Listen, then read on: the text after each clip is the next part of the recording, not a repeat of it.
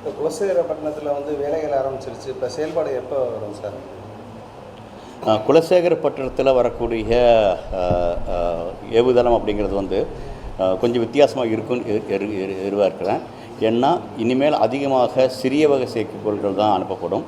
அதனால் சிறிய வகையான ஏவுகலன்கள் தான் இருக்கும். அதுவும் கூட தனியார் துறையில் நிறைய வருவதற்கான வாய்ப்புகள் இருக்குது. அந்த வகையில் பார்க்கும் பொழுது பெரிய ஏவுகலன் தேவையில்லை, சிறிய ஏவுகலன் பலதும் இருக்கிற மாதிரி இருக்கும். அதாவது கிட்டத்தட்ட ஒவ்வொரு நாளும் அனுப்புமாறு ஒரு எப்படி விமான நிலையத்திலிருந்து விமானங்கள் அப்போ போகுதோ அது மாதிரியான ஒரு காலகட்டத்தை நான் எதிர்பார்க்குறேன். அப்படி வரும்பொழுது அந்த இடத்துல வந்து ஏவுகலன் அப்படிங்கிறது வந்து இப்போ சிறியரிக்கோட்டாலேயோ மற்ற இடங்கள் இருக்கிற மாதிரி பெரிய ஏவுகலன்களாக இருக்க வேண்டிய அவசியம் இல்லை. சிறிதாக இருந்தால் போதும். சிறிதாக கூட அது மொபைல் லான்ச்சர்னு கூட சொல்கிறான், அது மாதிரி கூட போக முடியும். ஆனால் அந்த தேவையானது முக்கியமானது அந்த இடத்திலிருந்து அனுப்பும் பொழுது நம்ம வந்து எரிபொருள் சிக்கனமாக அனுப்ப முடியும். அதனால் சிறிய வகை ஏவுகலன் வச்சுக்கிட்டு பெரிய தேவையான செயற்கைக்கோள்கள் அனுப்ப முடியும், அடுக்கவருக்கு அனுப்ப முடியும்.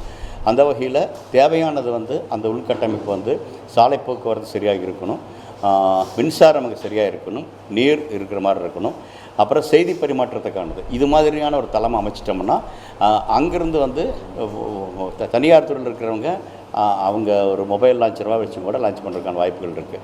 அந்த பொறுத்தளவுக்கு இது வந்து அநேகமாக அடுத்த 1-1.5 வருஷங்களில் கண்டிப்பாக பண்ண முடியும். ஏன்னா செயற்கைக்கோள்கள் வேறு இடத்துக்கு கொண்டு வந்தாங்கன்னா அதற்கான சாலை போக்குவரத்து இருக்கணும், செய்தி பரிமாற்றம் இருக்கணும், மின்சாரம் இருக்கணும். இந்த அடிப்படை வசதி இருந்துச்சுன்னா எல்லாம் சரியாக போக முடியும். 1-2 வருஷத்துக்குள்ளே அங்கே லான்ச் போகிறதுக்கான வாய்ப்புகள் இருக்குது. புவியோட வட்டப்பாதையில் வந்து குலசேகரப்பட்டினம் போகிறது வந்து ரொம்ப ஈஸியாக இருக்குன்னு சொல்கிறாங்க. அதனால தான் அதுதான் முக்கியமானது வந்து அந்த இடம் மிக முக்கியமான இடம். அந்த இடம் முக்கியமான இடம். இப்போ நம்ம சிறியரிக்கோட்டையிலேருந்து அனுப்புகிறோம் அப்படின்னா ஒரு செயற்கைக்கோள் அனுப்பின பொழுது அது ஸ்ரீலங்காவுக்கு மேலே பறக்க முடியாது. அதனால் நம்ம கிழக்கு நோக்கி போய் அப்புறம் திருப்பி கொண்டு வர்றோம். ஆனால் அவ்வளோ பெரிய ஒரு ஏவுகலனை வந்து திருப்பணும் அப்படின்னு நிறையா எரிபொருள் செலவாகும். அதனால தான் அங்கேருந்து வந்து நம்ம வந்து பெரிய வகை செயற்கைக்கோள்களையோ அனுப்ப முடியாமல் போகுது. ஆனால் இங்கே குலசேகரப்பட்டினம் வந்து முக்கியமாக அங்கே நிறும்போது அப்படியே தெற்கு அனுப்ப முடியும். அதனால் எந்த எரிபொருளும் சேதாரமாகறதில்லை. அதனால் சிறிய ஏவுகலன் வச்சுக்கிட்டே நம்ம அனுப்ப முடியும். இதை தாண்டி இப்போ வந்து பல ஆயிரம் செயற்கைக்கோள்கள் அனுப்பிச்சிருக்காங்க. இப்போ அதை வந்து தினமும் 1-2 பழுதாச்சுன்னா உடனே அனுப்ப வேண்டிய அவசியம் இருக்குது. ஆகவே சீக்கிரமே அனுப்ப வேண்டியது இருக்குது. சிறிய வகை செயற்கைக்கோள் அனுப்ப வேண்டியதாக இருக்குது.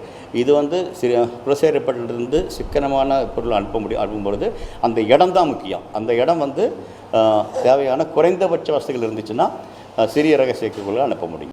பிளே ஸ்டோர் மற்றும் ஆப் ஸ்டோரில் இருந்து பாலிமர் செயலியை QR கோடு மூலம் பதிவிறக்கம் செய்யுங்கள். செய்திகளை உடனுக்குடன் பெறுங்கள்.